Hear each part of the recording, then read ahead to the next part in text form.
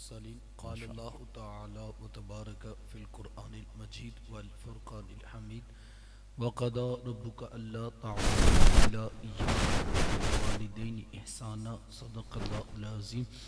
اللهم صل على سيدنا ومولانا محمد محمد وعلى وعلی آل سيدنا ومولانا محمد وبارک وسلم. ما شاء حمد و اللہ. صلات کے بعد انتہائی واجب الاحترام ذویل احتشام برادران اسلام، السلام علیکم ورحمۃ اللہ وبرکاتہ. بتوفیق باری تعالیٰ مجھے اور آپ کو درس قرآن مجید کی سعادت حاصل ہو رہی ہے. دعا ہے اللہ تعالیٰ میری اور آپ کی شرکت کا ایک ایک لمحہ قبول فرمائے اور قابل عمل باتوں پر توفیق عمل نصیب فرمائے. اس کی بیٹا اگر ایکو آف ہو جائے، ایک ساتھ دی آواز، یہ دو آواز آتی ہے نا، ایک ساتھ دی آواز. اللہ آپ کو سلامت رکھے. جزاک اللہ. ارشاد فرمایا وَقَضَى رَبُّكَ أَلَّا تَعْبُدُوا إِلَّا إِيَّاهُ، اور تیرے رب نے فیصلہ کر دیا کہ اس کے سوا کسی کی عبادت نہیں. سجدہ صرف اللہ کی ذات کو ہے اور وہی ذات اس بات کا حق رکھتی ہے کہ انسان کی پیشانی اسی کے آگے جھکے. وَبِالْوَالِدَيْنِ إِحْسَانًا، اور والدین کے ساتھ حسن سلوک کرنا. حقوق والدین کی اہمیت کا اندازہ قرآن مجید کے ان لفظوں سے لگایا جا سکتا ہے کہ اللہ تعالیٰ نے اپنی عبادت کے فوراً بعد متصل جس بات کا تقاضا کیا وہ والدین کے ساتھ حسن سلوک ہے. اس پر علماء نے باقاعدہ گفتگو کی ہے اور کہا کہ انسان کے وجود کے دو سبب ہیں، ایک سبب حقیقی اور ایک سبب ظاہری. سبب حقیقی ذات باری تعالیٰ ہے اور سبب ظاہری والدین ہیں. پہلے جز میں سبب حقیقی کے حق کو بیان کیا گیا تو دوسرے جز میں سبب ظاہری کی طرف توجہ دلائی گئی. ماں باپ کس قدر اہمیت کے حامل ہیں. میرے حضور تشریف فرما تھے، دور سے ایک بوڑھی خاتون کو اپنی طرف آتے دیکھا. آقا کریم علیہ السلام کی نظر پڑی تو میرے حضور اٹھ کھڑے ہوئے، میری ماں پکارتے ہوئے اور دوڑ لگاتے ہوئے ان کے قریب پہنچے. پھر کندھوں سے وہ چادر اتار کر نیچے زمین پر بچھا دی جسے میں اور آپ کائنات کا قیمتی اثاثہ سمجھتے ہیں. اپنی والدہ کو اس چادر کے اوپر بٹھایا، کان لگا کر گھنٹوں ان کی باتیں سنی، اور جب وہ بوڑھی خاتون خود اٹھ کر واپس جانے لگی تو کسی نے راوی سے پوچھ لیا یہ آنے والی خوش قسمت خاتون کون تھی کہ محبوب علیہ السلام نے اپنے کندھوں کی چادر ان کے قدموں کے نیچے بچھا دی. تو بتانے والے نے بتایا کہ تمہیں نہیں پتا، یہی تو حضور علیہ السلام کی رضائی والدہ حضرت حلیمہ سعدیہ سلام اللہ علیہ. سگی ماں تو سگی ماں ہوتی ہے، میرے محبوب علیہ السلام نے تو دودھ پلانے والی ماں کو بھی اتنی عزتیں عطا کی. ماں باپ کیا ہوتے ہیں یہ زمانے کو میرے محبوب علیہ السلام نے آ کر بتلایا. آقا کریم علیہ السلام ایک دن صحابہ کو نماز پڑھانے آئے. تاحد نگاہ صحابہ نے اٹھ کر حضور کا استقبال کیا. محبتوں برا یہ ہجوم دیکھا تو چھم چھم آنکھوں سے آنسو برسنے لگے. ایک ٹھنڈی آہ بری اور کیا فرمایا، لو ادرکت والدیہ او احدہما، کاش آج میرے ماں باپ بھی زندہ ہوتے یا ان میں سے کوئی ایک ہی زندہ ہوتا، پھر میں لوگوں کو نماز عشاء پڑھا رہا ہوتا، اس میں سورہ فاتحہ کی تلاوت کر رہا ہوتا، پھر میری ماں کو میرے ساتھ کوئی کام یاد آ جاتا، وہ دروازے پہ آتی، چلمن سرکاتی، اپنے میٹھے اور پیار بھرے لہجے میں فرماتی، ابنی محمد، میرے بیٹے محمد میری بات تو سنو.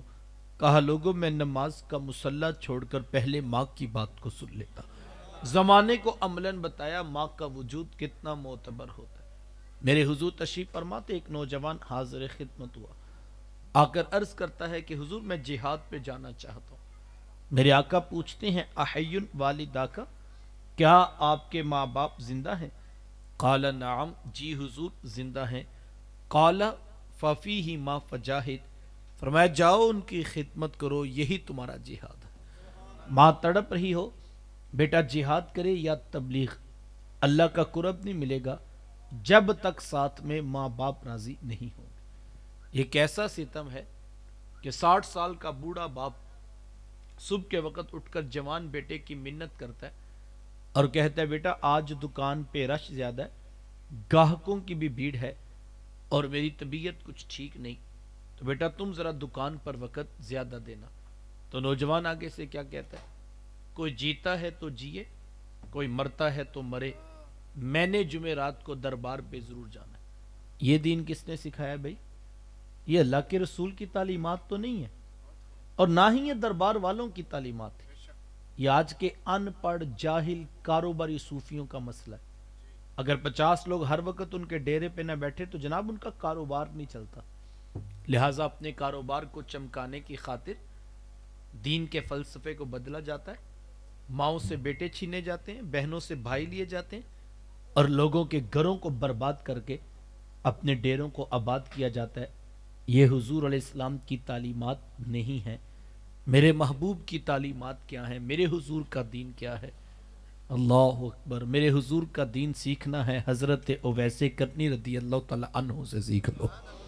ساری زندگی حضور کی خدمت میں حاضر نہیں ہو سکے، کسی پیر سے ملنے نہیں جانا تھا صاحب، نبیوں کی امام کی چوکھٹ پہ حاضر ہونا ہے، لیکن ساری زندگی حاضری کا شرف نہیں پا سکے۔ ایک دن اپنی والدہ سے عرض کی، امی اگر آپ مجھے اجازت دیں تو میں بھی محبوب علیہ السلام سے ملاقات نہ کروں؟ تو ماں نے کہا بیٹا چلے جاؤ لیکن جلدی واپس بھی پلٹنا۔ ماں سے اجازت لی، شوق و ورفتگی میں تڑپتے ہوئے لمحات کاٹے، اور جب در حبیب پہ حاضر ہوئے تو آ کر پوچھا کہ میرے حضور کدھر ہیں؟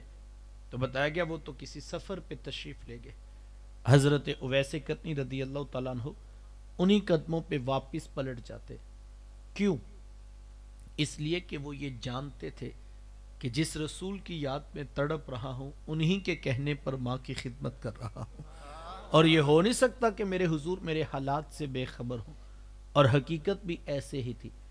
اگر حضرت اویس کرنی رضی اللہ تعالیٰ عنہ یمن میں بیٹھے تڑپ رہے تھے تو یار مدینے کا حال بھی کچھ مختلف نہیں تھا۔ میرے آقا یمن کی طرف رخ نور کرتے ہیں، اپنی قبا کے بٹن کھولتے ہیں اور ٹھنڈی ٹھنڈی سانسیں بھرتے ہیں، اور حضور پاتے لوگوں مجھے یمن سے یار کی خوشبو آ رہی ہے۔ عرض کی حضور وہ اتنا پیار کرتے ہیں کہ بیٹھے یمن میں اور آپ کو یہاں خوشبو آ رہی؟ حضور میں وہ میرے سے بڑا پیار کرتے۔ عرض کی حضور وہ اتنا پیار کرتے ہیں تو پھر ملاقات کے لیے کیوں نہیں آئے؟ تو حضور میں ان کی بوڑھی اور نابینا ماں ہے جن کی خدمت انہیں میرے حضور آنے سے روکے ہوئے ہے، اور کوئی جائے نہ جا کر میرے اویس کو میرا سلام کہے اور اسے کہنا میری امت کی بخشش کی دعا بھی کرنا۔ یہاں سے پتہ لگا جو ماں باپ کی خدمت کرتا ہے اس کی دعائیں قبول ہوتی۔ ماں باپ کی خدمت اتنا بڑا وظیفہ ہے، یقین جانیے ہمیں تو آج تک اس بات کا ادراک ہی نہیں ہو سکا کہ ماں کی خدمت انسان کو کہاں تک پہنچا دیتی۔ آپ نے علماء سے وہ روایت سنی ہوگی کہ حضرت موسیٰ علیہ السلام نے پوچھا تھا کہ مالک میرا جنت کا ساتھی کون ہے؟ تو کہا موسیٰ فلاں بازار میں چلے جائیے، وہاں پر ایک قصاب ہے جو گوشت کاٹ کر لوگوں کو بیچ دیتا ہے، وہ آپ کا جنت کا ساتھی۔ حضرت موسیٰ علیہ السلام چل پڑے کہ میں جا کر دیکھوں تو صحیح وہ کیا کرتا ہے۔ جا کر دیکھا تو عام سا قصاب تھا، گوشت کاٹتا اور لوگوں کو بیچ دیتا، ہاں جو ٹکڑا اسے اچھا لگتا وہ الگ کر دیتا۔ شام کو جب گھر واپس پلٹنے لگا تو اس نے الگ کیا ہوا گوشت پیک کیا اور وہ گھر کی طرف چل دیا۔ حضرت موسیٰ علیہ السلام بھی اس کے پیچھے ہو لیے۔ وہ گھر پہنچا تو جا کر شوربے میں کھانے کو تیار کیا، اور جب کھانا پک گیا روٹی کے ٹکڑے توڑ توڑ کر بگو بگو کر نرم کرتا، اور پھر محبت سے لقمہ بنا کر اپنی بوڑھی ماں کے منہ میں رکھتا۔ حضرت موسیٰ علیہ السلام اس کا یہ عمل دیکھتے رہے، پھر اس نے ٹانگیں دبائی، خدمت کی۔ جب اٹھ کر جانے لگا تو اس کی بوڑھی ماں نے آسمان کی طرف دیکھا اور اس کے بوڑھے لب ہلے، بڑھاپے کی وجہ سے آواز زیادہ نہ پیدا ہو سکی۔ تو حضرت موسیٰ علیہ السلام نے پوچھ لیا کہ تیری ماں کیا کہہ رہی ہے؟ تو اس نے کہا حضرت میری ماں بڑی سادہ ہے، جب شام رات آ کر یوں اس کی خدمت کرتا ہوں نا تو یہ روزانہ آسمان کی طرف منہ کر کے کہتی ہے کہ اللہ میرے پتر کو جنت میں موسیٰ کا ساتھ عطا کری. اور میں کہتا ہوں ماں تو بڑی سادہ ہے، کہاں کوہ طور پہ بیٹھ کر ڈائریکٹ رب سے باتیں کرنے والے پیغمبر حضرت موسیٰ علیہ السلام، اور کہاں میرے جیسا عام سا گناہگار آدمی. تو ماں یہ تو کوئی جوڑ ہی نہیں بنتا ہے. لیکن حضرت میری ماں بڑی سادہ ہے، یہ روزانہ خوش ہو کہ مجھے یہی دعا دیتی ہے، اور میں بھی اس کا دل رکھنے کے لیے آمین کہہ دیتا ہوں. تو حضرت موسیٰ علیہ السلام مسکرا پڑے، کہا تجھے پھر مبارک ہو، عرش کے رحمان نے تیری بوڑھی ماں کے لب قبول کر لیے ہیں، اور تو ہی جنتوں میں موسیٰ علیہ السلام کے ساتھ کھڑا کیا جائے گا. یار ماں راضی ہونا، رب جنتوں میں بھی نبیوں کا ساتھ عطا کرتا ہے. ماں باپ کی خدمت اتنا بڑا وظیفہ. وقت سمٹ رہا ہے، علماء نے 3 باتیں لکھی ہیں اور کہا اگر کوئی شخص یہ چاہتا ہے کہ کل قیامت کے دن اس کے ماں باپ اس سے راضی ہو کر ملاقات کریں تو اسے زندگی میں 3 کام ضرور کرنے چاہیے. آپ سر شام سے بیٹھے ہیں، میں مختصر کر کے یہ 3 باتیں آپ تک پہنچانا چاہوں گا، اور یہ تینوں باتیں ہم اس نیت سے سنیں کہ اللہ ہمیں ان تینوں پر عمل کی توفیق عطا کرے. چونکہ مقصود محافل کا یہی ہے. یہ ہمارے ہاں بدقسمتی سے ہم ان پڑھ جاہل لوگوں کے ہتھے چڑھ گئے، اور جو سٹیجوں کے اوپر حال ہوتا ہے وہ کسی سے مخفی نہیں ہے، ورنہ مقصد جو تھا وہ دین سیکھنا تھا. اب وہ پیچھے رہ گیا اور نہ جانے کیا کچھ آ گیا. مجھے فتوے سے معاف رکھیے گا، میں کمزور شخص ہوں، لیکن حق بات کہنا اپنے منصب کی ذمہ داری سمجھتا ہوں کہ آج جا کے اگر ہم غور کریں ہمارے سٹیجوں پہ بچا بھی کیا، بکے ہوئے خطیب، بھنڈ قسم کے نقیب، ڈانس کرتے نعت خواں ہم نے سٹیجوں پہ کھڑے کر دی.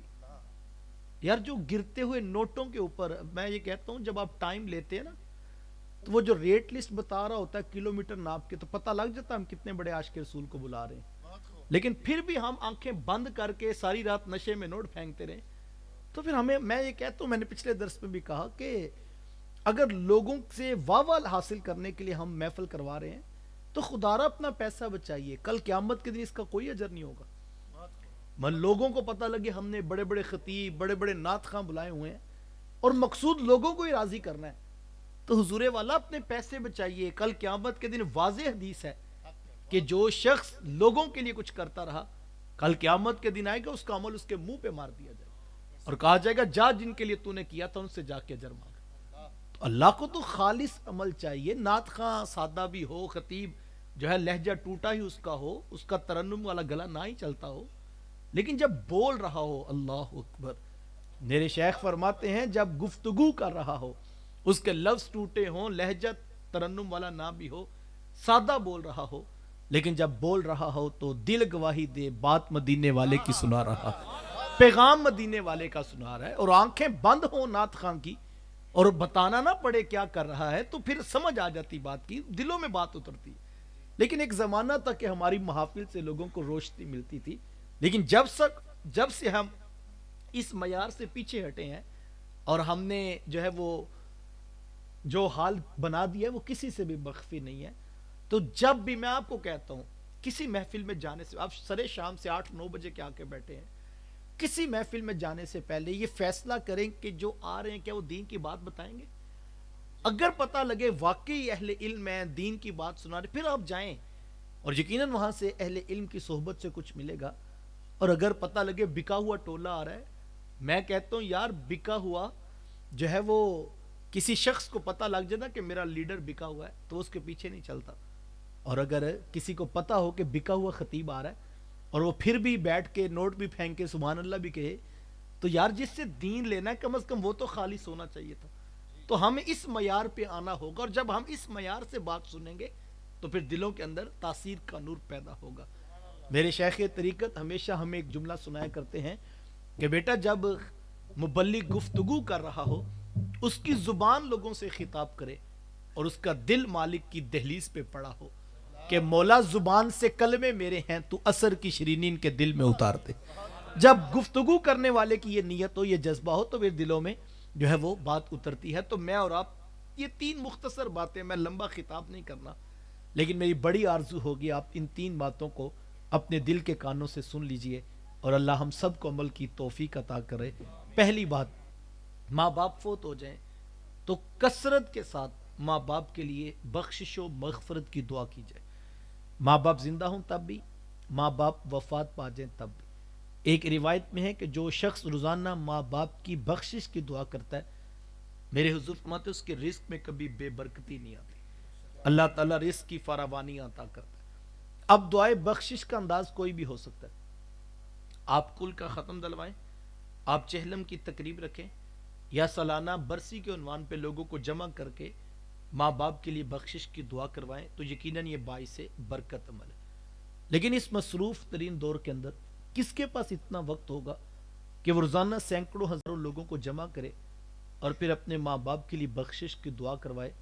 تو یقیناً یہ ایک مشکل کام ہے۔ اللہ توفیق دے، دوست احباب گاہے بگاہے کرتے ہیں، لیکن روزانہ تو یہ کام نہیں ہو سکتا، اور دعا تو روزانہ مانگنی چاہیے۔ تو پھر کیا کیا جائے؟ اہل علم نے بڑی خوبصورت بات لکھی، کہا کوشش کر کے، محنت کر کے آپ صرف 5 وقت کے نمازی بن جائیے۔ یہ اتنا خوبصورت عمل ہے، اتنا خوبصورت عمل ہے کہ بیٹے کی کوئی نماز پوری نہیں ہوگی جب تک ماں باپ کے لیے بخشش کی دعا نہیں کر لے گا۔ ربنا اغفر لی والی والدی، کہ مالک مجھے بھی بخش دے، میرے ماں باپ کو بھی بخش دے۔ یہ بہترین وظیفہ ہے۔ ایک تو رب کا حکم ہے، سینکڑوں مرتبہ پڑھنے کی تاکید ہے، نہ پڑھنے پر سخت عذاب کی وعید ہے، اور دوسرا محبوب علیہ السلام کی بھی آنکھوں کی ٹھنڈک ہے، اور تیسرا بیٹے کی نماز ہی پوری نہیں ہوتی جب تک ماں باپ کے لیے بخشش کی دعا نہیں کر لیتا۔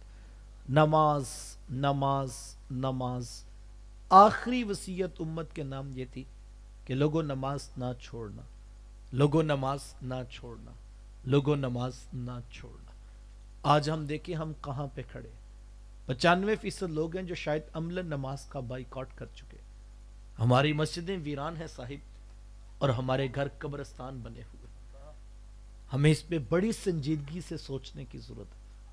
آپ محفل کرواتے ہیں، بڑی اچھی بات ہے، برکت والی بات ہے، لیکن ہم ذرا ایک لمحے کے لیے غور کریں، کیا یہ ہمارا حال نہیں ہے کہ 20 سال ہو گئے ہمارا سالانہ جلسہ کوئی بھی قضا نہیں ہے؟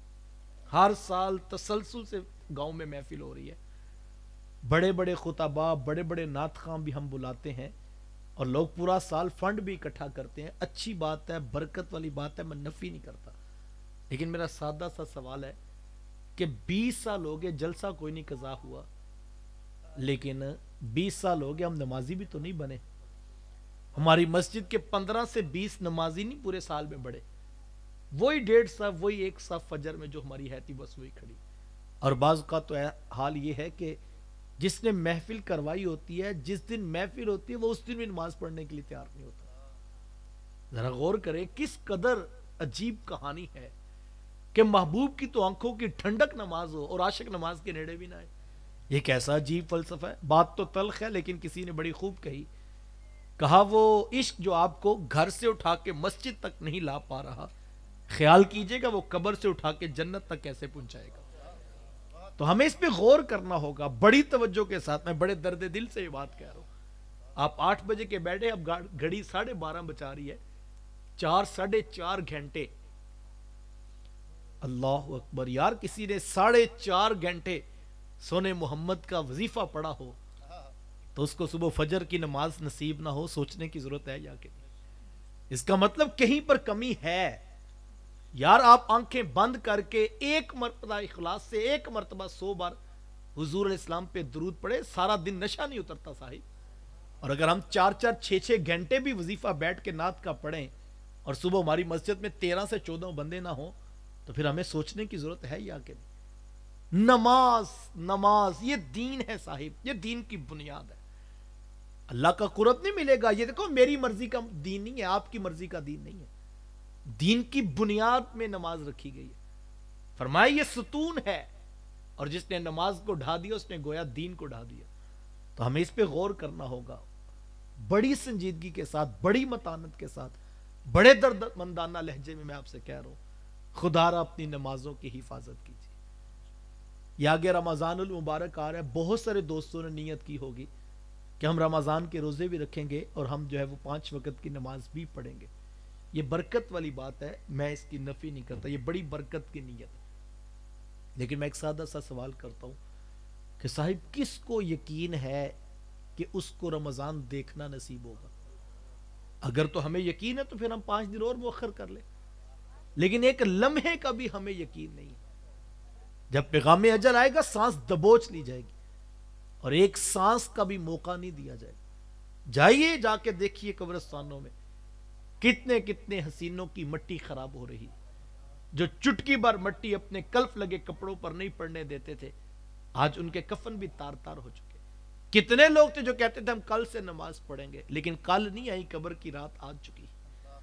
تو مجھے اور آپ، آقا کریم علیہ السلام تشریف فرما تھے، صحابہ بیٹھے تھے، حضور علیہ السلام نے فرمایا صحابہ زندگی اور موت کے بارے میں کیا خیال؟ تو کسی نے عرض کیا کہ حضور فجر کی نماز پڑھی ہے، نہ جانے ظہر تک رہیں کہ یا نہ رہیں۔ کسی نے کہا حضور ظہر کی نماز پڑھی ہے، نہ جانے عصر کا موقع ملے یا کہ نہ ملے۔ کسی نے کہا حضور ایک رکعت پڑھی ہے، نہ جانے دوسری رکعت کو اٹھنے کا موقع ملے یا کہ نہ ملے۔ تو حضور میں میری صحبت میں بیٹھتے ہو اور اتنی لمبی امید لگا کر بیٹھے ہو، فرمایا یہ سب تمہارے منہ کی باتیں ہیں، مجھ محمد سے پوچھو تو میں تو یوں کہتا ہوں ایک طرف سلام پھیرا ہے، نہ جانے دوسری طرف سلام پھیرنے کا بھی موقع ملے یا کہ نہ ملے۔ اتنی قریب ہے صاحب موت۔ یہ بھی پچھلے دنوں میں آپ نے سوشل میڈیا پہ سانحہ مری کی ویڈیوز دیکھی کہ لوگوں کی موت گاڑی کے اندر ہی واقع ہو گئی۔ یار جب دم گھٹنے لگا، سانس ٹوٹنے لگی، گاڑی کا ہینڈل دروازہ کوئی دور تو نہیں تھا، کوئی چاہتا تو دروازہ کھول کے باہر تو آ سکتا تھا، لیکن اتنا موقع بھی نہیں ملا کہ ٹوٹتی سانس کے ساتھ انسان دروازہ بھی کھول سکے۔ کیوں؟ قرآن نے 1400 سال قبل کہا تھا وَلَن يُؤَخِّرَ اللَّهُ نَفْسًا إِذَا جَاءَ أَجَلُهَا، جب پیغام اجل آ جائے گا ایک سانس کا بھی موقع ہم نہیں دیں گے۔ تو مجھے اور آپ کو آج فیصلہ کرنا ہوگا۔ میں آپ کو دعوت پیش کرتا ہوں، صبح کی اگر کسی کی 5 نمازیں بھی رہتی، یہ نہیں ہم بیٹھے تھے ساری رات اور ہم نے کھانا کھایا، لنگر کھایا، اٹھ کے چلے گئے اور پھر صبح 10 بجے اٹھے اور ہم کام پہ پہنچ گئے۔ صاحب 6 گھنٹے کا وظیفہ ہم نے پڑھا ہے، کوئی فیصلہ کر کے اٹھیے۔ اور میں دعوت فکر پیش کرتا ہوں، کسی کی 5 نمازیں بھی رہتی ہیں تو گھر جا کے نئے جذبے کے ساتھ ایک مرتبہ کوشش کر کے دیکھو، وضو کر کے دروازہ کمرے کا بند کر دو اور مصلی بچھا لو، ایک میں ہوں اور ایک میرا رب ہو، اور پھر پہلے فجر قضا کرو، پھر ظہر قضا کرو، پھر عصر، پھر مغرب، پھر عشاء پڑھ لینے کے بعد ہاتھ جوڑ کر معافی مانگو اور عرض کرو مالک دیکھ تیرا بندہ آج تیری دہلیز پہ واپس پلٹ کے آیا ہے، کیا تو اپنے بندے کو معاف نہیں کرے گا؟ تو بڑا کریم ہے یار، اس کی دہلیز پہ کوئی ایک مرتبہ آ جائے، ایک مرتبہ آ کے ہاتھ جوڑ دے، عجز پیش کر دے، معافی مانگ لے۔ یہ دنیا والے ہیں جو کہتے ہیں 900 چوہے کھا کے بلی حج کو چلی، یہ دنیا والے ہیں جو عیب گنواتے ہیں، تانے دیتے ہیں۔ اس کی بارگاہ میں ایسا کوئی ضابطہ نہیں ہے، جب کوئی پلٹ کے اس کی دہلیز پہ آ جاتا ہے وہ فرشتوں میں فخر کرتا ہے، فرشتوں دیکھو آخر میرا بندہ میری دہلیز پہ ہی آیا ہے نا، تم گواہ ہو جو میں نے اپنے بندے کے سارے گناہوں کو بخش دیا ہے۔ وہ بڑا کریم ہے، لیکن ایک کوشش کر کے دیکھو، اور جب سارے دن کی قضا کی ہوں گی کیا اس کی رحمتوں کو کرم آئے گا نہیں کہ میرا بندہ فجر سے شروع ہوا اور عشاء تک قضا کرتا کرتا پہنچا ہے؟ جب تم ہاتھ جوڑ کر اس کو راضی کرو گے وہ بڑا کریم ہے۔ اتنی جلدی یقین جانو، سامنے بیٹھا شخص انسان کی بات نہیں سنتا جتنی جلدی اس کی رحمتیں متوجہ ہو جاتی۔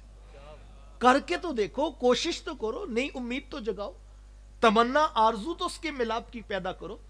اللہ اکبر۔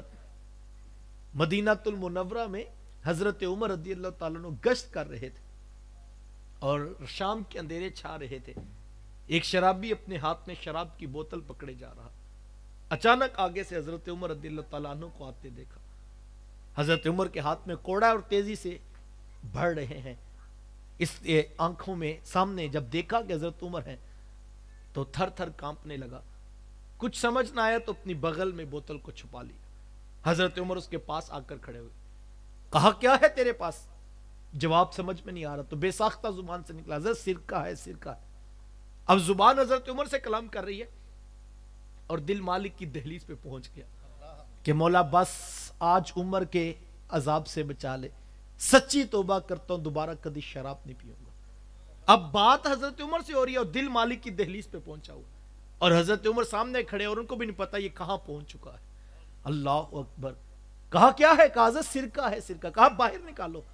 اس نے ڈرتے جھجکتے ہوئے بوتل کو باہر نکالا تو واقعی سرکہ بن چکا تھا۔ ہم تو مائل بکرم ہیں، کوئی سائل ہی نہیں، راہ دکھلائیں کسے، کوئی راہ روے منزل ہی نہیں۔ کوئی آئے تو صحیح، اس کا اعلان ہے والذین جاہدوا فینا لنہدینہم سبلنا۔ اللہ قرآن میں فرماتا ہے جو ہماری راہ میں مجاہدہ کرتا ہے، جو ہماری تلاش کرتا ہے، جو کوشش کرتا ہے، اللہ اکبر، اللہ فرماتا ہے لنہدینہم سبلنا، ہم اس کے لیے راہیں کھول دیتے ہیں، ہم اس کے لیے رحمتوں کے در کھول دیتے ہیں۔ ہمیں کوشش کرنا ہوگی پنج گانہ نماز کی عادت کو اپنا معمول زندگی بنا۔ ابھی موقع ہے، سانس چل رہی ہے۔ داتا صاحب نے کشف المحجوب میں بڑی خوبصورت بات لکھی ہے، کہتے ایک بزرگوں کی مجلس لگی تھی، وہ واعظ و نصیحت کر رہے تھے، لوگ بیٹھے کلام سن رہے تھے کہ ایک بوڑھا شخص مجلس میں داخل ہوا اور اس نے کہا کہ حضرت میں توبہ کرنا چاہتا ہوں، کیا میرے لیے بھی کوئی معافی کی گنجائش موجود ہے؟ تو بابا جی نے ایسے دیکھا تو کہا بابا جی ساری زندگی گناہوں میں گزار کے اور اب بڑھاپے میں توبہ یاد آئی؟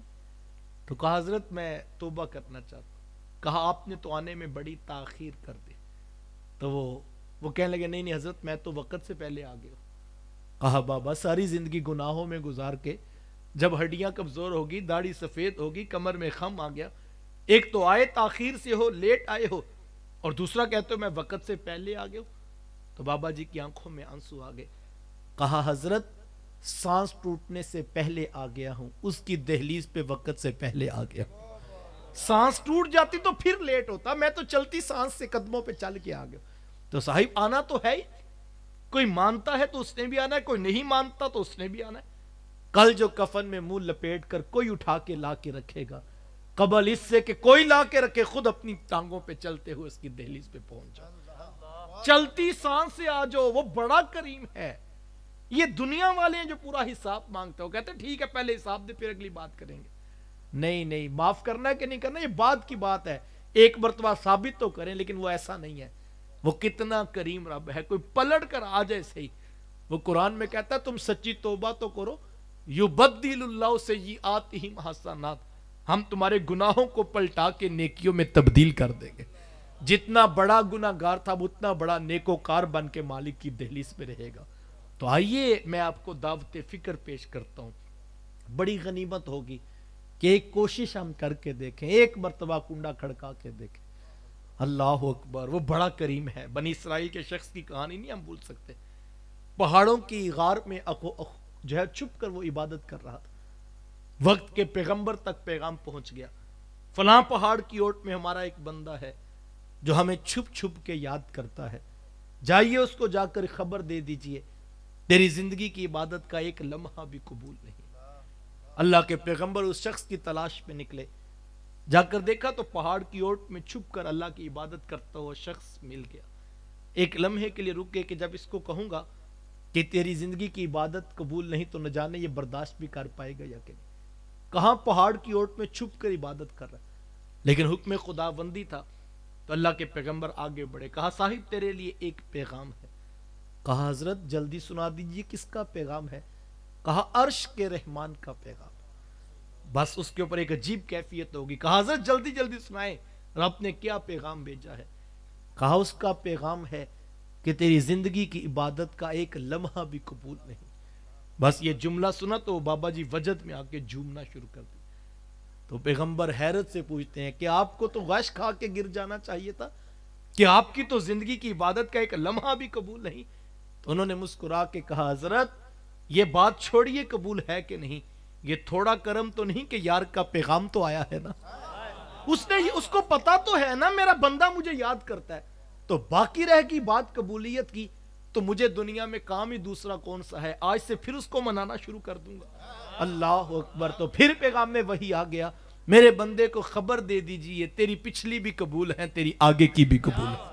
یہ تیقن پیدا کرو، یہ مالک کی دہلیز پہ آ جانا چھوٹا کرم نہیں ہے، کوئی خود نہیں۔ دیکھو آپ میرے گھر میں خود چل کے آ سکتے، میں آج آیا ہوں تو مجھے کسی نے دعوت دی ہے تو میں آیا ہوں، اور جب تک تعلق نہ ہو انسان کسی کے پاس آتا نہیں۔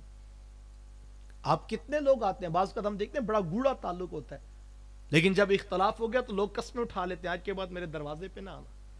تعلق ختم ہوا، دروازہ بند کر دیا گیا. وہ شخص سوچے جس کو مسجد میں جانے کی توفیق نہیں، کہیں تعلق ختم تو نہیں ہو گیا کہ دروازہ بند کر دیا. دیکھو میری غیرت گوارا نہیں کرتی کہ جس کے ساتھ میرا تعلق نہیں ہو میرے گھر میں آئے کیوں. آپ کی غیرت گوارا نہیں کرتی جس سے تعلق نہیں وہ آئے کیوں. تعلق تھا، ختم ہو گیا، ہم نے دروازہ بند کر لیا کہ آج کے بعد ہمارے دروازے پر نہ آنا.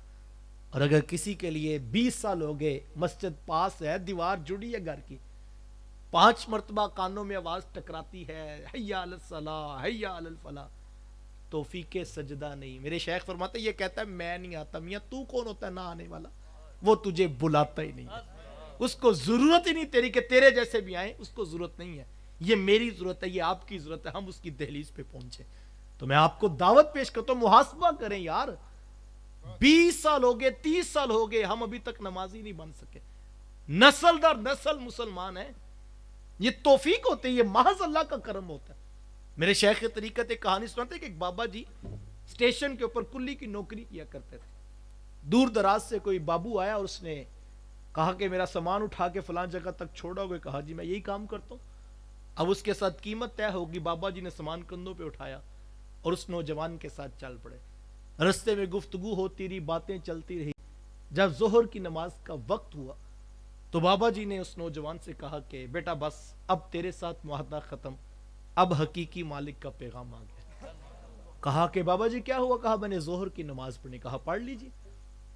اب وہ نوجوان باہر سامان کی خود رکھوالی کر رہا ہے. بابا جی نے اندر جا کے وضو کیا اور مسجد کی صف پہ کھڑے ہوئے، اللہ اکبر کی تکبیر کہی اور ہاتھ باندھ کے اس کی دہلیز پہ کھڑے ہو گئے.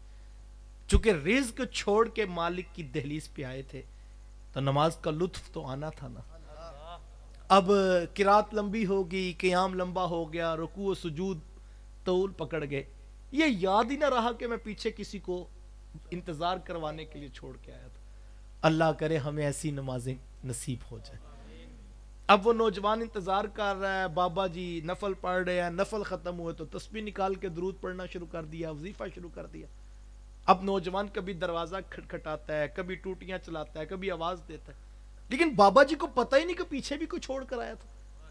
بالآخر نوجوان سے رہا نہ گیا تو اس نے اپنے پنجابی لہجے میں کہا بابا تینوں کیڑی شے نہیں باہر آن دیندی. تو بابا جی کی آنکھوں میں آنسو آ گئے. کہا پتر جیڑی شے تینوں اندر نہیں آن دیندی، مجھے وہ باہر نہیں جانے دیتا، تجھے اندر نہیں آنے دیتا. میں تو اس کی دہلیز پہ بیٹھا ہوں اور مجھے لطف اتنا آتا ہے چھوڑ کے جانے کو جی نہیں کرتا، اور تو دروازے کے پاس بیٹھا تجھے اندر نہیں آنے دیتا. تو یہ خاص کرم ہے. یہ علماء نے لکھا ہے کسی کے پاس لاکھوں روپے ہیں، کروڑوں کی جائیدادیں ہیں، اربوں خربوں کے کاروبار ہیں، یہ اس بات کی دلیل نہیں ہے کہ اللہ اس سے راضی ہے. لیکن اگر کسی کو توفیق سجدہ نہیں تو یہ اس بات کی دلیل ہے کہ اللہ اس سے ناراض ہے. تو مجھے اور آپ کو اپنے سجدے کی حفاظت کرنی ہے. نماز نماز نماز. میرے بس میں ہو تو میں اور گھنٹہ اس بات پر لگاؤں، اور میری خواہش اور تمنا اور آرزو ہے کہ ایک کوشش کر کے دیکھو. جوانوں سے بالخصوص کہنا چاہوں گا، ایک کوشش کر کے دیکھو. بڑا کریم ہے، وہ بڑا کریم ہے. وہ نہیں پوچھتا کہ لیٹ کیوں آیا ہے، وہ نہیں پوچھتا کہ یہ تاخیر سے کیوں آیا ہے، وہ نہیں پوچھتا اس کے گناہ کتنے ہیں. وہ آنے والے کے لیے رحمت کا دروازہ کھول دیتا ہے. اپنی نمازوں کی حفاظت کیجئے اور ہر نماز کے بعد اس سے توفیق مانگے. مولا ایک بار بلایا، اب توفیق دینا اگلی میں بھی آ جاؤ. پھر جب دوسری نماز، پھر تیسری، پھر چوتھی، ہر نماز کے بعد اس سے توفیق مانگتے رہو. یہ نماز زندگی کا حسن ہے. وقت سمٹ گیا. دوسری بات علماء نے لکھی ہے، ماں باپ فوت ہو جائیں ان کے رشتہ داروں سے اچھا سلوک کریں. ماں فوت ہو گئی ہے، ماموں خالہ کے ساتھ، باپ فوت ہو گیا، چچا تایا پھپھو کے ساتھ اس نے سلوک کیا جائے. اس سے بھی ماں باپ کی روح خوش ہوتی. وہ کسی شاگرد نے پوچھا تھا کہ استاد جی ماں باپ فوت ہو جائے تو پھر کیا کرے؟ کہا بیٹا ماں باپ فوت ہو جائیں تو ان کی نشانیوں سے پیار کیا کرو. کہا حضرت ماں باپ کی بھی نشانیاں ہوتی ہیں؟ کہا ہاں بیٹا، یہ جو بہن بھائی ہوتے ہیں نا، یہ ماں باپ کی نشانیاں ہوتی ہیں. ماں فوت ہو گئی ہے، بہنوں کے سروں پہ شفقت کے ہاتھ رکھو. باپ فوت ہو گیا، بھائیوں کو سینے سے لگا کے رکھو. اس سے بھی ماں باپ کی روح خوش ہوتی ہے. تیسری بات علماء نے لکھی ہے کہ ماں باپ فوت ہو جائیں تو جو نیکی کا کام دنیا میں وہ کرتے تھے اس کا تسلسل نہیں ٹوٹنا چاہیے. کسی غریب کی مدد کرتے تھے، کسی یتیم کی فیس دیتے تھے، کسی بیوہ کے گھر میں راشن، کسی مسجد، مدرسہ یا ہاسپٹل کو فنڈ پہنچاتے تھے.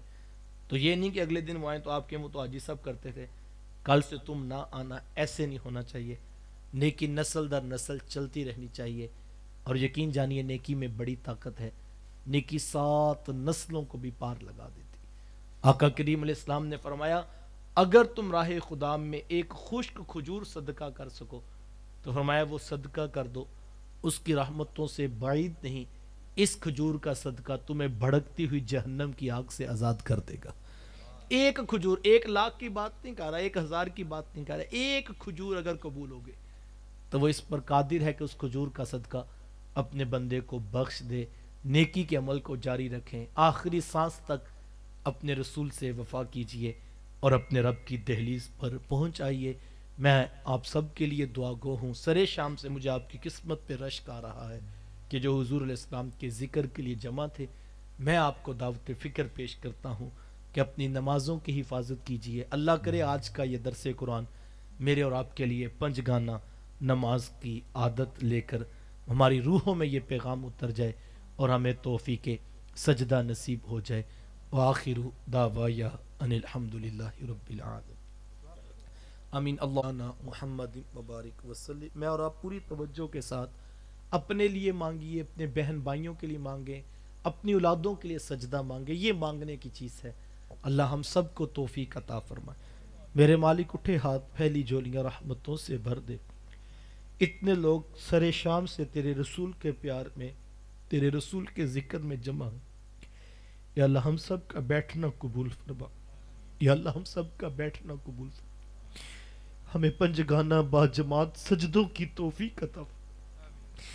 25 سال 30 سال 40 سال بیت کے زندگیوں کے ہم تیری دہلیز کے غلام نہیں بن سکے. ہم نفس اور شیطان کے ہتھے چڑھ گئے. تیری بارگاہ میں ہاتھ جوڑ کر معافی مانگتے ہیں. تو ہمیں معاف کر دے، ہماری خطائیں معاف کر دے، ہماری کوتاہیاں معاف کر دے، ہماری سستیاں معاف کر دے، ہمارے بڑے بڑے کبیرہ گناہ معاف کر دے. تو کریم ہے یا اللہ. اگر تو ہمیں معاف نہیں کرے گا کوئی دوسری دہلیز نہیں ہے، دوسری چوکھٹ نہیں ہے. تجھے تیرے رسول کا واسطہ دیتے ہیں. میرے ان دوستوں کی یہ کاوش قبول فرما. 5 گانا با جماعت سجدوں کی ایک ایک شخص کو توفیق عطا فرما. یا اللہ جو پچھلی نمازیں رہتی ہیں ان کا طریقہ سمجھ کر قضا کرنے کی توفیق عطا فرما. ہماری مسجدیں ویران ہو گئی، ہمارے گھر قبرستان بن گئے، ہماری اولادیں ہمارے ہاتھوں سے نکل گئی. یا اللہ ہم تیرے سے معافی مانگتے ہیں. یا اللہ ہم تیری بارگاہ سے ہاتھ جوڑ کر معافی مانگتے ہیں. تو ہمیں معاف کر دے. یا اللہ ہمیں توفیق سجدہ نصیب کر دے. مرنے سے قبل ہمیں 5 گانا با جماعت نمازوں کی توفیق عطا فرما. میرے منتظمین نے اتنے لوگوں کو جمع کیا. سر شام سے یہ لوگ تیرے رسول کے پیار پہ بیٹھے ہیں. یا اللہ ہم خالص تیرے لیے آئے ہیں. ہمیں اس کا بہتر صلہ و جزا عطا کرنا. ہمارے مرحوم بھائی جن کے سال ثواب کے لیے آج کی مجلس منعقد ہے، یا اللہ ان کی بخشش و مغفرت فرما.